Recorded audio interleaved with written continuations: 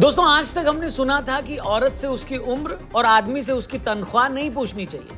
अब जाकर पता चला है कि एक नेता से उसकी जाति भी नहीं पूछनी चाहिए। हलवा बनाने वालों में किस जाति का कौन है, ये पूछने वाले माननीय राहुल गांधी जी से अनुराग ठाकुर ने जब उनकी जाति पूछ ली तो वो ऐसे भड़क गए जैसे किसी दूध वाले से किसी ने ये पूछ लिया हो कि भैया दूध में कितना पानी मिलाते हो। और इस बार तो वो दूध वाला भड़का है जो दूध में पानी नहीं बल्कि पानी में दूध मिलाता है। गजब बेइज्जती है। भरी संसद में राहुल गांधी की जाति पूछ लेने पर पूरा विपक्ष ऐसे भड़का हुआ है जैसे दुर्योधन ने भरी सभा द्रौपदी का चीरहरण कर दिया।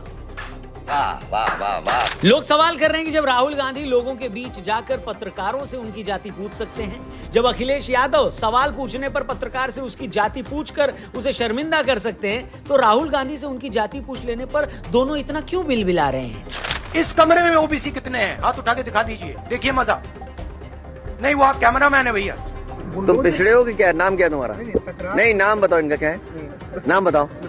हाँ, मिश्रा जी। अरे मिश्रा जी, कुछ तो शर्म करो। क्या बात है सर, क्या बात है सर। और मजे की बात यह है कि जो कांग्रेसी आज राहुल जी से उनकी जाति पूछ लेने पर अपनी और पड़ोसियों की बनियान फाड़ रहे हैं, और यही लोग कल तो प्रेस कॉन्फ्रेंस करके पूरे ब्रह्मांड को ये बताते फिर रहे थे कि आदरणीय राहुल जी का जाति और गोत्र क्या है, तब तो पूरी पार्टी पूरा जोर लगाकर राहुल जी को ब्राह्मण बताने पर तुली थी, मानो राहुल जी काशी विश्वनाथ मंदिर में मुख्य पुजारी का ऑडिशन देकर आए हो। कांग्रेस उपाध्यक्ष श्री राहुल गांधी हिंदू धर्म से हैं, परंतु वो जनेऊ धारी हिंदू हैं। क्या साबित करना चाहता है तू?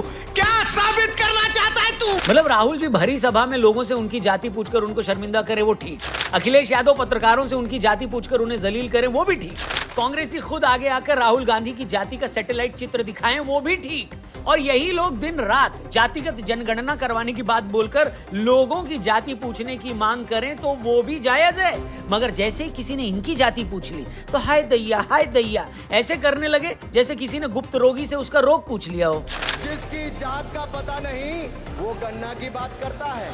आप जाति कैसे पूछ सकते हैं? आप बताएं, जाति कैसे पूछ सकते हैं आप? मैंने नाम किसी का नहीं लिया था। सही बात है। वैसे जानकारों का कहना है कि इनडायरेक्ट ही सही राहुल जी की जाति पूछकर बीजेपी ने कांग्रेस की दुखती रग पर हाथ रख दिया है, क्योंकि राहुल बाबा की असल जाति क्या है इस पर लोग तरह तरह के सवाल करते हैं। मैं फिर से बता दूं, ये सवाल हम नहीं कर रहे, लोग पूछ रहे हैं कि भैया राहुल बाबा खुद को जनेऊधारी ब्राह्मण और दत्तात्रेय गोत्र का बताते हैं, लेकिन लोगों को लगता है कि इसमें भी कुछ झोल है। लेखक मिनाज मर्चेंट ने राजीव गांधी की जिंदगी पर एक किताब लिखी है जिसका नाम है Rajiv Gandhi the end of a dream. इस किताब में मिनाज ने बताया कि राजीव गांधी के पुरखे राजकौल एक कश्मीरी ब्राह्मण थे जो सन 1700 के आसपास एक मुस्लिम शासक के कहने पर दिल्ली में नहर के किनारे आकर बस गए थे। नहर किनारे रहने के कारण ही ये लोग नेहरू हो गए। इससे हमें यह भी पता चलता है कि पंडित नेहरू और उनकी बेटी स्वर्गीय इंदिरा गांधी जी ब्राह्मण थी, मगर इन्हीं इंदिरा जी ने 26 मार्च 1942 को फिरोज जहांगीर गांधी से शादी कर ली जो कि पारसी रिलीजन की थी। अब कुछ लोग कहते हैं कि नेहरू जी को फिरोज जी के रिलीजन से दिक्कत थी क्योंकि उस वक्त लोग इस तरह की शादी को एक्सेप्ट नहीं करते थे, तो गांधी जी ने फिरोज गांधी को अडॉप्ट कर लिया और फिरोज गांधी ने गांधी जी से इंप्रेस होकर अपना नाम फिरोज गांधी कर लिया। लेकिन इस बात के सबूत नहीं मिलते कि फिरोज गांधी ने पारसी मजहब छोड़कर हिंदू धर्म अपना लिया था। अब लोग कहते हैं कि अगर फिरोज गांधी पारसी थे तो इस लिहाज से इंदिरा जी भी पारसी हुई, तो ये लोग फिर ब्राह्मण कैसे हो गए? और अगर ये भी मान लिया जाए कि ये गांधी ही थे तब भी गांधी तो वैश्य यानी बनिया होते हैं, ब्राह्मण नहीं। फिर राहुल गांधी या कांग्रेस ये क्लेम कैसे करती है कि राहुल जी ब्राह्मण है, क्योंकि ब्राह्मण तो राहुल जी की दादी शादी से पहले थी। कुछ लोग यहीं पर नहीं रुकते, वो ये भी सवाल करते हैं कि सोनिया गांधी जी जो शादी से पहले कैथोलिक क्रिश्चियन थी जिनका नाम एंटोनियो माइनो था, वो राजीव जी से शादी के बाद गांधी हो गई, तो इंदिरा जी शादी के बाद पारसी क्यों नहीं हुई? अब ऐसे कैसे हो सकता है कि चुनावी सुविधा के लिए आप अपनी दादी की शादी से पहले का धर्म यूज कर लो और इसी चुनावी फायदे के लिए आप अपने पारसी दादाजी का सरनेम यूज कर लो, वो सरनेम जो खुद आपके पारसी दादा ने किसी और से ले लिया है। आपको नहीं लगता ये पूरा का पूरा केस अंदाज अपना अपना के असली रवीना कौन है वाले केस से भी ज्यादा कंफ्यूजिंग है? नहीं करेक्ट। मैं फिर दोहरा रहा हूं, इसमें कोई भी ऐसी बात नहीं है जो पब्लिक फोरम पर नहीं है। ये ऐसे सवाल हैं जो बार बार कई प्लेटफॉर्म पर उठते रहते हैं। अब यही सवाल पूछने वाले पूछते हैं कि अगर राहुल गांधी अपनी जाति और धर्म को लेकर साफ साफ बात लोगों के सामने नहीं रख सकते तो वही राहुल गांधी जातिगत जनगणना करवाने की बात बोलकर लोगों से उनकी जाति कैसे पूछ सकते हैं? अब लोगों का कहना है कि राहुल गांधी की खुद की जाति को लेकर ये झोल है, इसी वजह से जब अनुराग ठाकुर ने संसद में ये मुद्दा उठाया तो राहुल गांधी और पूरी कांग्रेस भड़क गई। उन्हें लगा कि किसी ने उनकी दुखती रग पर हाथ रख दिया हो। लेकिन बात सिर्फ राहुल गांधी की जाति की नहीं है। लोगों का कहना है कि आज राहुल बाबा संसद में पैर पटक पटक कर कह रहे हैं कि हम तो जातिगत जनगणना करवा कर रहेंगे। जब तक जातिगत जनगणना नहीं हो जाती मैं किंडर जॉय नहीं खाऊंगा। अरे यार ऐसा कैसे सोच। लोग सवाल पूछ रहे हैं कि राहुल बाबा आप जातिगत जनगणना करवाने की बात कर रहे हैं, ये भी बोल रहे हैं कि जिसकी जितनी आबादी उसका उतना हक। सब बातें ठीक है, मगर पहले ये तो बता दो कि जब आपकी पार्टी सत्ता में थी तब उसने क्या किया था। सच तो ये कि बाबा साहब अम्बेडकर ने जब संविधान बनाया उस वक्त भी आर्टिकल 340 में जो ओबीसी को कोटा देने की बात करता था, मगर नेहरू जी ओबीसी कोटा देने के पक्ष में नहीं थे। बाद में इसी मुद्दे पर अंबेडकर जी नेहरू कैबिनेट से इस्तीफा भी उन्होंने दे दिया था। इतना ही नहीं, 1953 में इसी काम के लिए काका कालेलकर आयोग बना। 1955 में इस आयोग की रिपोर्ट आई। 1961 में इस रिपोर्ट को खारिज कर दिया गया। ये वो वक्त था जब नेहरू जी देश के प्रधानमंत्री थे। यही वो वक्त था जब जातिगत जनगणना भी नहीं करवाई गई। 1948 के जनगणना कानून में जातिगत जनगणना करवाने का कोई प्रोविजन ही नहीं था। आजादी के बाद भारत में साल 1951 में पहली बार जनगणना की गई तो सिर्फ SC ST को ही अलग से जाति के नाम पर लिखा गया। नेहरू जी ने तो यहां तक कहा था कि मैं किसी भी तरह के रिजर्वेशन के सख्त खिलाफ हूं, खासतौर पर नौकरियों में आरक्षण के। मैं ऐसी हर चीज के खिलाफ हूं जिससे इनएफिशिएंट और सेकंड रेट स्टैंडर्ड तैयार होते हैं। जैसा कि हमने बताया, ओबीसी कोटा के लिए पहले कालेलकर कमीशन बना, मगर कांग्रेस ने कभी उनकी सिफारिशों को नहीं माना। प्रेशर बढ़ा तो 1979 में इसी काम के लिए मंडल कमीशन बनाया गया। 1980 में इसने अपनी रिपोर्ट दी, मगर अगले 10 साल तक इसकी रिकमेंडेशंस को भी नहीं माना गया। 1990 में जब जनता पार्टी की वीपी सिंह की सरकार बनी, जिस सरकार को उस वक्त बीजेपी समर्थन दे रही थी, तब जाकर पहली बार ओबीसी को 27% रिजर्वेशन दिया गया। उस वक्त भी राजीव गांधी ने ओबीसी रिजर्वेशन का विरोध करते हुए संसद में कहा था कि आरक्षण के नाम पर देश में बुद्धुओं को बढ़ावा मिलेगा। ओबीसी आपके नाना नेहरू जी ने ओबीसी को लिख दिया कि नहीं मिल सकता आरक्षण, दादी ने नहीं दिया आरक्षण, अब ओबीसी चिल्ला रहे हैं। राहुल जी आज जातिगत जनगणना की बात बार बार कर रहे हैं, मगर यह भी सच है कि आजादी के बाद के 68 में से 58 साल तक कांग्रेस की सरकार थी। इस दौरान जातिगत जनगणना करवाई गई क्या संजू बाबा? नहीं। 2010 के आसपास यूपीए सरकार में बाकी पार्टियों का प्रेशर बढ़ा तो 2011 में जातिगत जनगणना करवाई गई, मगर 2014 तक उसके आंकड़े भी रिलीज नहीं किए गए। मतलब कांग्रेस का ये पूरा ट्रैक रिकॉर्ड बताता है कि इतने सालों तक सरकार में रहने के बाद भी नेहरू जी से लेकर इंदिरा जी, राजीव जी और सोनिया गांधी के सत्ता में रहने या सत्ता का कंट्रोल अपने हाथ में होने के बावजूद जातिगत जनगणना और ओबीसी रिजर्वेशन को लेकर कुछ किया गया क्या संजू बाबा, बताइए? नहीं। इनफैक्ट जो 27% ओबीसी रिजर्वेशन आज आप देख रहे हैं वो भी 1990 में गैर कांग्रेसी सरकार बनाने पर इंप्लीमेंट हुआ था। ईडब्ल्यूएस के लिए जो 10% रिजर्वेशन है वो बीजेपी सरकार के टाइम आई। मजे की बात यह है कि जिस गांधी सरनेम के नाम पर राहुल गांधी आज अपनी सारी राजनीति करते हैं, अपनी दादी श्रीमती इंदिरा गांधी जी के बलिदान की दुहाई देते राहुल बाबा थकते नहीं। उन्हीं इंदिरा जी के वक्त में कांग्रेस पार्टी का एक नारा था, न जात पर न पात पर, मुहर लगेगी हाथ पर। मतलब जात पात पर वोट नहीं पड़ेगा, सिर्फ हाथ पर पड़ेगा। मगर आज यही राहुल बाबा हाथ धोकर इसी जात पात की राजनीति के पीछे पड़े हुए हैं। कुछ ऐसे लोग हैं, कुछ ऐसे तबके हैं जो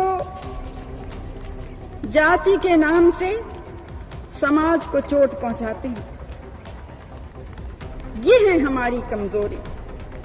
इसकी कितनी आबादी है हम जानते हैं कि हिंदुस्तान की सरकार में सेक्रेटरीज अगर आप देखें तो दलित, आदिवासी और ओबीसी वर्ग से सिर्फ 7% आते हैं। अरे बाप रे, ये तो बहुत चालू आदमी। एक पल के लिए अगर हम इस बात को किनारे भी कर दें कि चलो वो पुरानी कांग्रेस थी, हो सकता है उसकी रिजर्वेशन पर अलग सोच हो, आज की कांग्रेस अलग है, मगर फिर भी सवाल ये खड़ा होता है कि अगर जातिगत जनगणना करवा भी ली तो होगा क्या? कांग्रेस कहती है इससे ये पता लगेगा कि किस जाति की आज क्या स्थिति है, किसके पास कितने संसाधन है। इसलिए 2024 चुनाव से पहले उन्होंने नारा दिया था कि जिसकी जितनी आबादी उसका उतना हक।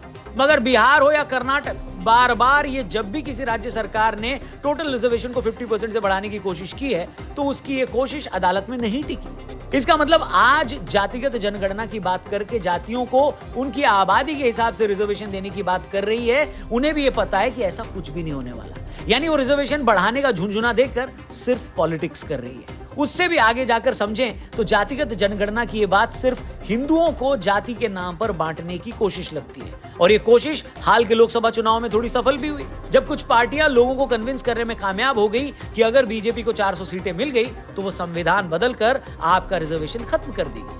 हम यहां फिर अंडरलाइन कर दें बॉस कि हम जातिगत जनगणना के खिलाफ नहीं हैं, क्योंकि अगर सच में ये काम होता है तो सोशल वेलफेयर की स्कीम्स अच्छे से चलाई जा सकेंगी, सरकार को पता लग सकेगा कि कौन ज्यादा जरूरतमंद है, किसे मदद की ज्यादा जरूरत है।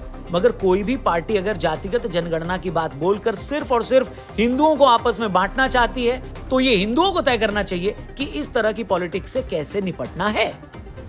क्या क्या बात कर रहे हैं? क्योंकि अगर आप बीजेपी को इस बात के लिए क्रिटिसाइज करते हो कि वो धर्म की राजनीति करती है, तो आप भी जाति की राजनीति करके उससे बड़ा गुनाह कर रहे हैं। गलत दोनों ही है। धर्म की राजनीति करने वाला ऐसा करके कम से कम एक धर्म के लोगों को तो आपस में जोड़ रहा है। जातिगत राजनीति करने वाला तो एक ही धर्म की जातियों को आपस में लड़वा कर उस धर्म को ही कमजोर कर रहा है। बताइए। ऊपर से जब हम ये देखते हैं कि इन्हीं राहुल गांधी ने 2010 में अमेरिका के राजदूत टिमोथी रोमर से कहा था कि भारत को असली खतरा लश्कर तैयबा से ज्यादा कट्टरपंथी हिंदू संगठनों से है, तो शक पैदा होता है कि आपका मकसद क्या है बॉस। फिर जब हम ये देखते हैं कि आपके नेता 26/11 के मुंबई हमले को संघ की साजिश बताते हैं, तो शक और गहरा जाता है। जब आपका कोई नेता ये बताता है कि सोनिया जी तो बाटला हाउस एनकाउंटर के वक्त एक आतंकी के मरने की बात सुनकर रो पड़ी थी, तब तो भैया हमारी बोलती ही बंद हो जाती है। फिर जब सारी दुनिया राम मंदिर की प्राण प्रतिष्ठा का जश्न मनाती है, पूरा हिंदुस्तान भगवान श्री राम के अयोध्या आने पर जश्न मनाता है और आप वहां नहीं जाते, तो गुस्सा आता है। इतना ही नहीं, आपकी ही पार्टी की नेता राधिका खेरा जब ये बताती हैं कि राम मंदिर के दर्शन करके आने के बाद आपके कुछ नेताओं ने उन्हें कमरे में बंद कर दिया था, तो ये सुनकर सिर शर्म से झुक जाता है। इसलिए मैंने कहा, जब राहुल गांधी जातिगत जनगणना की बात करते हैं, जातियों को उनका हक दिलाने की बात करते हैं, तो शक होता है कि उनका असल मकसद आखिर है क्या। क्योंकि आरक्षण की सीमा तो बढ़ा नहीं सकते, उनकी खुद की पार्टी ने जातिगत जनगणना कभी करवाई नहीं, ओबीसी रिजर्वेशन के हमेशा वो खिलाफ रहे थे, तो आज ये जाति और ओबीसी की इतनी बात क्यों। और पास्ट में आपने हिंदुओं के खिलाफ जो बयान दिए हैं ना भैया, उससे यही लगता है कि जाति की राजनीति बहाना है, आपको इस जाति के मुद्दे के बहाने हिंदुओं को कमजोर करना है। क्योंकि आपको पता है कि हिंदू कमजोर होगा, जातियां बटेंगी, तभी आप चुनाव जीतोगे। ऊपर से हंसी इस बात पर भी आती है कि जब आपसे आपकी जाति पूछो तो भड़क जाते हो। आप अपने भाषणों में ओबीसी और पिछड़ों के लिए इतना दर्द दिखाते हो, लेकिन आदिवासी महिला द्रौपदी मुर्मू को जब राष्ट्रपति बनने की बात आई तो आप उन्हें समर्थन नहीं देते। जब दलित उम्मीदवार रामनाथ कोविंद जी को राष्ट्रपति बनाना हुआ, तब भी आप साथ नहीं आए। और सारा सामाजिक न्याय आप इस चीज में ढूंढते हैं कि हलवा सेरेमनी में कितने ओबीसी थे। कौन है ये लोग, कहां से आते हैं? या उस दिन मोदी जी जब सड़क किनारे गन्ने का जूस पी रहे थे, तो उनके साथ कितने दलित थे। मतलब आपको ये नहीं दिखता कि देश का पीएम ओबीसी है। आप इस बात से भी खुश नहीं है कि देश की राष्ट्रपति एक आदिवासी समाज से, मगर आपको ये सोच सोच कर रात को नींद नहीं आती कि उस हलवा सेरेमनी में कितने ओबीसी थे। मतलब हद है, खलिहरपन की हद है। वैसे लोग तो इस बात की कुंडली निकाल कर बैठे हैं कि कांग्रेस वर्किंग कमेटी में कितने ओबीसी है। वो तो आपसे ये भी पूछ रहे हैं कि आपके 3 मुख्यमंत्रियों में से कौन किस जाति का है। और तो छोड़ो, इन 3 राज्यों में जो मुख्य सचिव हैं, उनमें कितनी निचली जाति के हैं बताइए। मैं जानता हूं इतने सारे सवाल जो आपसे हमने इस वीडियो में पूछे हैं, ये आपके लिए आउट ऑफ सिलेबस हो गए होंगे, इसलिए जाते जाते उस सवाल का तो जवाब दे ही दीजिए जो अनुराग ठाकुर ने संसद में पूछा था, जिसके बाद से अब तक आपके समर्थक गर्म तवे पर फेंके गए पानी की छींटों की तरह फड़फड़ा रहे हैं। और अब क्या ही बोले। बाकी आप लोगों का हेलो, जो लोग ये वीडियो देख रहे हैं, आपका इस पे कुछ कहना है तो कमेंट करके जरूर बताना। राहुल जी से कुछ पूछना है तो वो भी कमेंट सेक्शन में पूछ सकते हैं। जातिगत जनगणना की जरूरत और इस पर हो रही पॉलिटिक्स पर आप क्या सोचते हैं वो भी बताइएगा, क्योंकि आगे आने वाली वीडियोस में हम इसके बारे में डिटेल में आपसे बतियाएंगे और ये बताएंगे कि ये क्यों इसके बारे में इतना बोला जा रहा है। वीडियो पसंद आई हो, सही लगी हो, तो हमारी बड़ी हेल्प होगी अगर आप ये और भी लोगों तक पहुंचाएंगे, क्योंकि हम भी चाहते हैं कि ये और भी लोगों तक पहुंचे। ये बात, ये सच सबका जानने का हक है। तो प्लीज वीडियो को जरूर शेयर करिएगा अपने दोस्तों से, अपने रिश्तेदारों से, अपने फैमिली व्हाट्सएप ग्रुप पे, और चैनल को सब्सक्राइब करके जाएंगे तो उसके लिए एडवांस में थैंक यू। जय हिंद, जय भारत।